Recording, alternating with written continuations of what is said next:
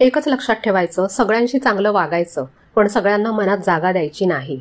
जी व्यक्ती आपल्याला जज करते, कंपेअर करते किंवा नेहमीच निगेटिव्ह करते, अंतर ठेवा.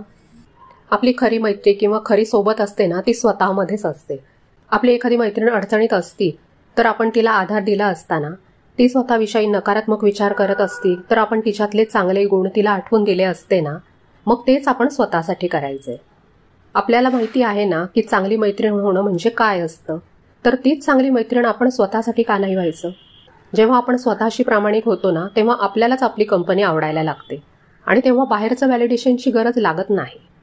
आपल्या स्वभावाला सूट होतील अशाच मोजक्या व्यक्तींशी संपर्क ठेवायचा आणि त्यातून मैत्री झाली तर सुंदर, नाही झाली तरी चालेल. कारण कधी कधी अशी व्यक्ती भेटून जाते जिच्यासोबत बोलताना ना कंपॅरिझन वाटतं ना दिखावा. ती तुमचं खरं मन समजते.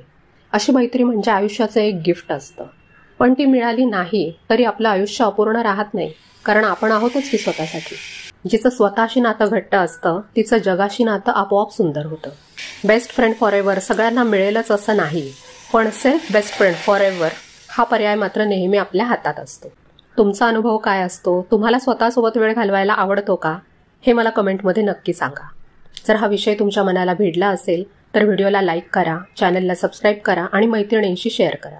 पुन्हा भेटूया पुढच्या व्हिडिओमध्ये. तोपर्यंत स्वतःची मैत्रीण स्वतः बना आणि आनंदात राहा.